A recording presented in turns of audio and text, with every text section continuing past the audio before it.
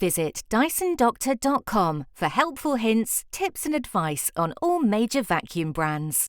Welcome to the workshop, another exciting instalment. Today I've got an internal hose change of the dreaded DC41. I'm going to show you how to do it start to finish the easy way. This is the way I do it. People do it in different ways, but this is the way I do it. Enjoy. You'll love it. Well, what I'm going to do is show you how I do it. People do it in different ways. I'm going to change the camera angle, but before we do that, all you need is a T8, a Torx 8 and a Torx 10 and a number 1 Phillips in this case. So firstly, you'll start by undoing this single number 1 Phillips screw there.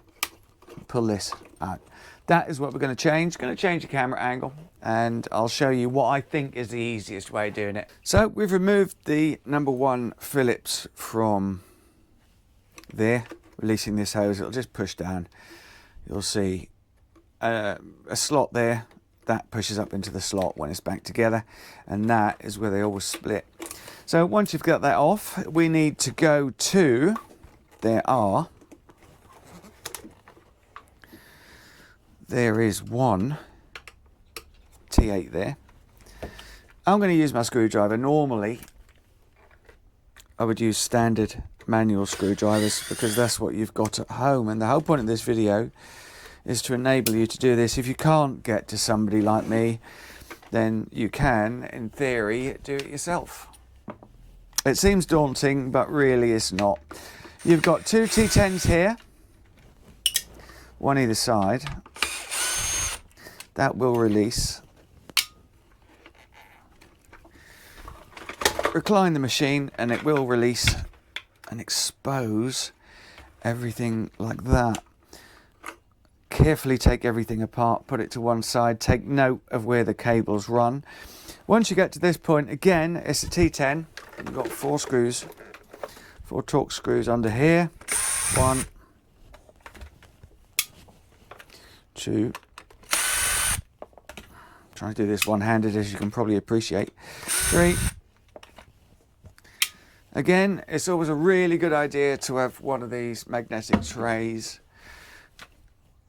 because that way you don't keep things lost. And I tend, if I need to, set screws out in different places so I know where they go back together. So once you've got all these 4 out, you've got this piece exposed. And this is a crucial point because I've seen people do this before and they try and pull it out this way, backwards. Well, it's easier, believe it or not. I know you look at it and think, no, it's not going to come out there. It will. It's a bit of a struggle.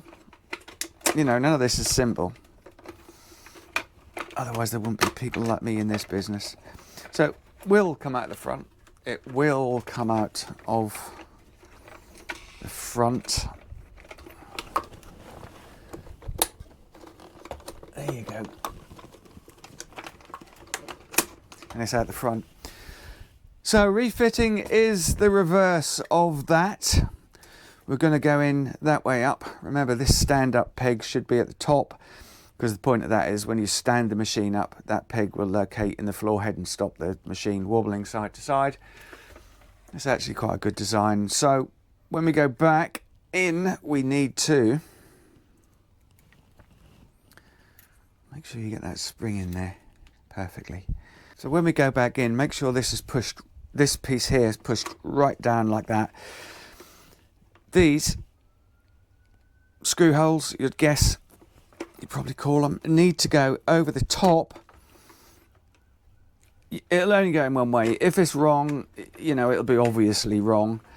So just back it out, start again. Once you've got it in to the point I've got it now, just check your screw holes line up as mine do. Make sure if you use a tool, the clutch is set fairly light. 3 or 4 is what I usually use. And then off we go. It's really easy to over tighten. I do see this locally quite a lot, things over tightened. So there it is, that is in. And the next thing is to put all this back together. Like that. All these screws back in here, so we've got the small one, which is a T8 that goes on the top here. Again, being very careful not to over tighten. Once that one is in, we go back to a T10, and we've just got these two holding this top shell in place.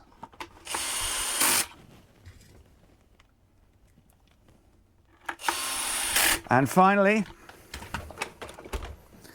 the final connection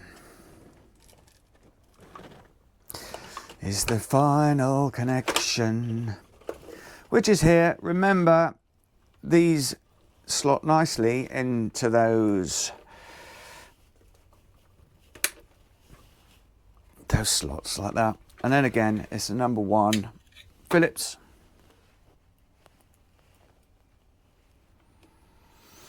Back in there, not too tight, but tight enough. You'll see somebody's already had a go at this. They did try, and we've got missing screws, but that's not unusual. But basically, that's what you're replacing. These huge things, you need to replace this whole thing because that will go. But now, because we always use genuine parts, that is going to last, depending on usage, the same amount of time as the first one did. Thanks for watching. It's been an absolute pleasure as usual. Please like this video and subscribe to my channel, so when I release the next video, you will be one of the first to know. Thanks for watching, and it's been a pleasure. Visit DysonDoctor.com for helpful hints, tips and advice on all major vacuum brands.